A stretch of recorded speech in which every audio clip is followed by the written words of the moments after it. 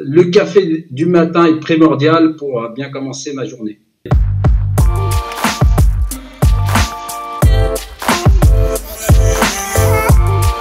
Je suis Mohamed Amjadi, directeur régional de la direction de l'ADEME Centre Val-de-Loire.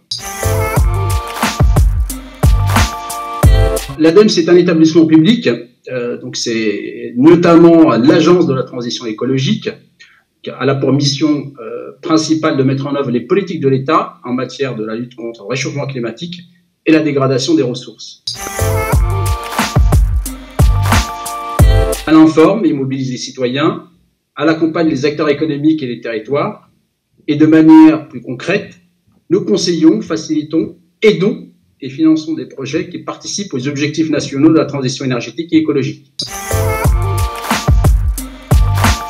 Aujourd'hui, l'usage de la voiture individuelle représente encore 65% des déplacements en ville et 70% des trajets domicile-travail. Donc ça vous donne l'ampleur.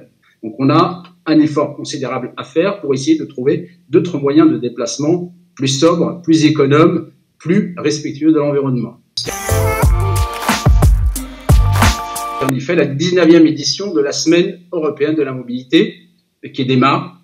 Cette semaine a pour principal objectif d'inciter la population, et quel que soit son cadre de déplacement, à privilégier les modes alternatifs à la voiture individuelle. Concrètement, c'est quoi? C'est revenir à des choses simples, et privilégier la marche à pied, le vélo, les transports en commun quand ils existent, aller sur des choses un peu plus innovantes, le covoiturage, l'autopartage.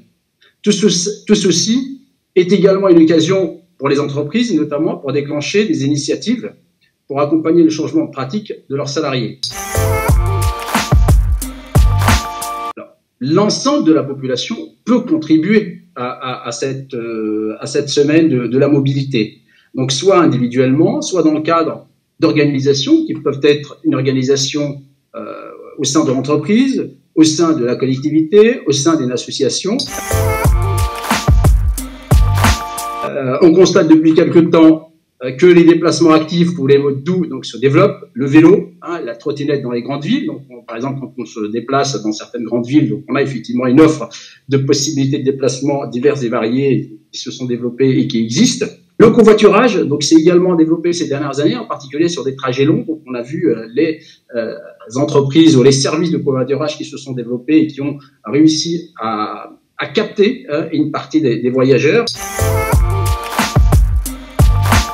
Les choses de base, c'est revenir à la marche à pied, quand c'est possible, sur des distances courtes, voir la possibilité de l'usage du vélo, de la trottinette ou d'autres modes doux qui sont bons à la fois pour notre santé, pour le porte-monnaie, parce que souvent derrière on a une économie financière qui est non négligeable, et puis bien évidemment la protection de l'environnement.